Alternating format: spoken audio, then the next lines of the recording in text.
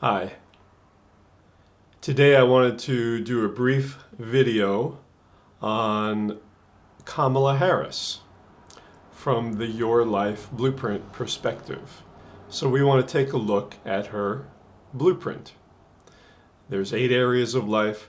There are 8 personalities or archetypes that can occupy these 8 areas. Let's see where her personalities are. So in the spiritual area, which is the most important, she is governed by the loner personality. And her spiritual area is really, really strong. This is great because Mr. Biden doesn't have this, and Mr. Trump also does not have this. They are both not very strong spiritually. The loner personality for her gives her a groundedness. It gives her a very serious quality. No nonsense, just, boom, like that. It also makes her a very private person. So you're not really going to get to know the real Kamala Harris very easily. You may see her public persona, but she is extremely, extremely private person. But she is strong spiritually, and that's really, really good. Really, really, really, really good. She has integrative desires. This is also very strong for her. This can be good too because it makes her want to be a leader. It makes her want to be an authority that propels her, it fuels her. It may not bring ultimate satisfaction because this is a desire area, not a spiritual area. But it does help her in the world and helps her to get across and, be out there and be shining. That's what she wants. She wants to be looked up to. She wants to be adored as the authority, as the shining sun, basically. Interesting. In the area of overall relationships, this is one of her challenges. She has the devotional personality. Now, normally that would be very heart-oriented, very devotional. When it's challenged, though, it can bring kind of a coldness. It can bring a put up the wall kind of energy. So that's going on there.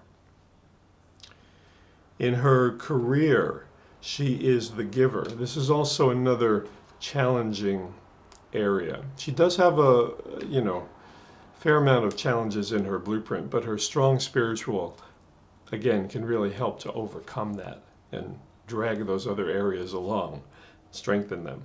But she's a giver in career. This means going the extra mile, doing the extra thing, just wanting to give, wanting to help career-wise. In her Dharma, very interesting, she is an idealist, which in the East would be called being a Brahmin. This is why she is so attractive to people, that people, feel good when they see her. They feel good being around her. They feel like they're learning something from being around her, because this is what the Brahmins do. They teach, especially knowledge. They can be counselors, teachers, but yeah, they share what they've learned in their lifetime, excuse me, up until now.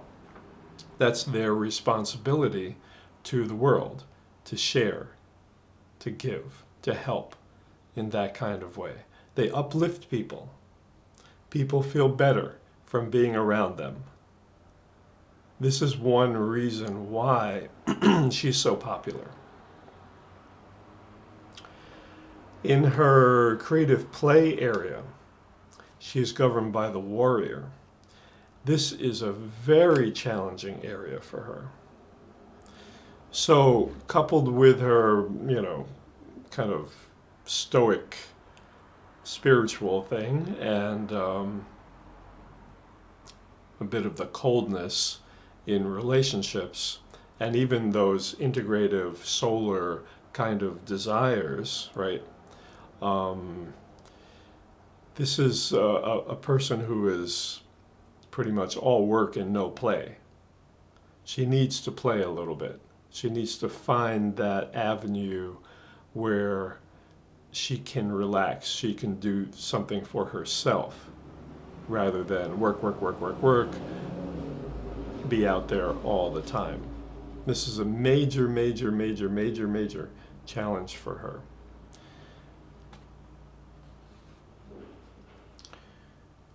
In her vital body, which is very strong, she's the rebel. So she projects energetically a unique kind of energy. And when she needs to be successful or put her energy out there for her work or promote herself or whatever, if she comes across a little different, a little unique, a little unusual, this will help her a lot. But she does have a strong vital body, which means also a strong sense of self, good self-confidence, good self-esteem. And, we need this in a leader. This is important. She also happens to be in her vital body life cycle, which is interesting. She just came into that less than, about 2 years ago. And so it emphasizes the rebel in her. And it emphasizes this need to be a little different and put out that unique kind of energy like that. And last but not least, physically, she is what we call a mixed type, a mixed physical type. Her health is pretty strong. There's not a lot to talk about there right now. But I would say overall, this is a better blueprint for being a leader of a country, especially. Definitely better than Mr. Biden's blueprint, and certainly better than Mr. Trump's blueprint. If you look at Mr. Biden and Ms. Harris together in terms of compatibility, it's very interesting too. They are spiritually compatible. Mr. Biden is very weak, though, in the spiritual area. Not a good thing for a leader. It doesn't really bring a strong intelligence in certain ways. But they are compatible spiritually. They are also compatible in their desires. They are also compatible for relationships, overall relationships. This is good.